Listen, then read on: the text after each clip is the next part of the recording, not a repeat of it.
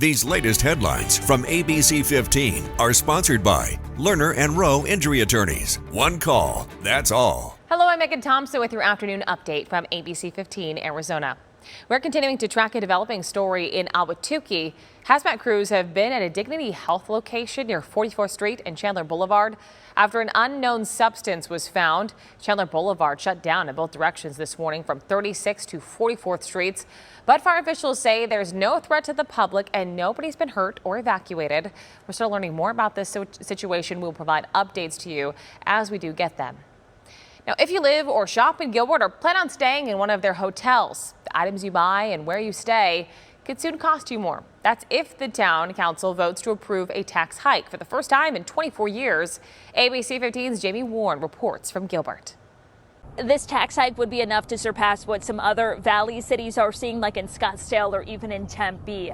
We are in Gilbert. We're off of the Riparian Preserve here off the water. It is a gorgeous spot, very popular. Town leaders say that they are looking to add more amenities like this to keep up with their growing demand. And I know that taxes could be a little complicated, so I wanted to break down what exactly this means for your wallet. So here's what they're voting on. They're voting on whether or not to raise the sales tax from 1.5% to 2%.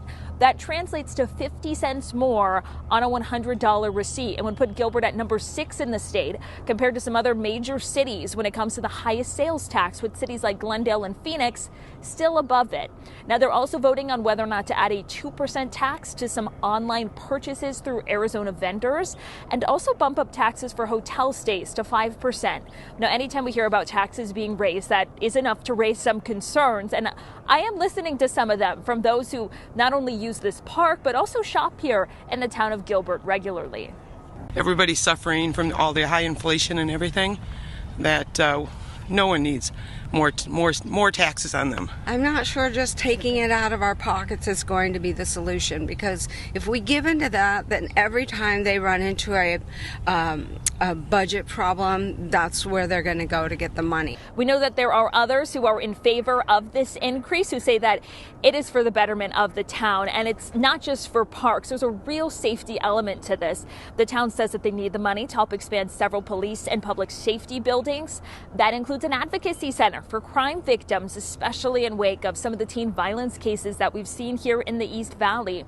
Town leaders also say that recent state cuts is part of the reason why they are turning to taxes. And at a recent meeting, councilors and the mayor further explained their reasoning behind it. Take a listen. We don't have a primary property tax. We don't have a transportation tax. We don't have a library funding tax. We don't have any of the things that we see in a lot of the cities around us. Gilbert does a lot more with a lot less than we have for decades. And you will have one last chance to give your opinion on all of this. There's a public hearing happening tonight at 6:30 at Gilbert Town Hall. And then after that, a vote will be made on this. And if this is approved, this tax hike could go into effect by January 1st. For now, reporting in Gilbert, Jamie Warren, ABC 15 Arizona. Jamie, thank you. ABC 15 following up now on a story that's made national and international headlines.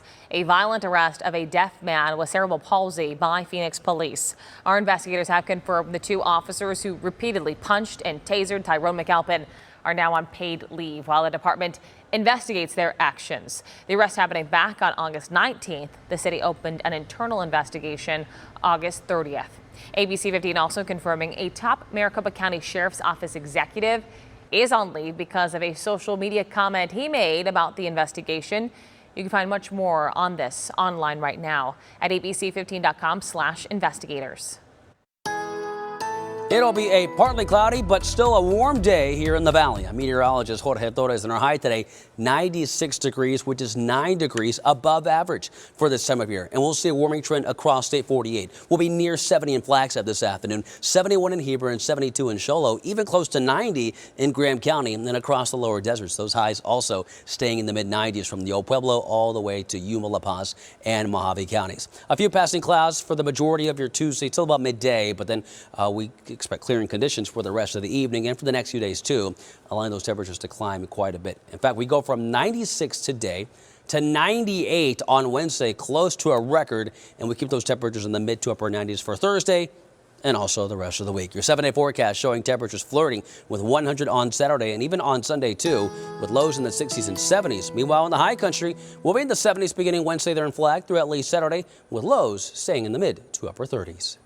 We will have another update tonight. Until then, get the latest news, weather, and traffic at abc15.com or by downloading our free ABC 15 mobile app. These latest headlines from ABC 15 are sponsored by Lerner and Rowe Injury Attorneys. One call, that's all.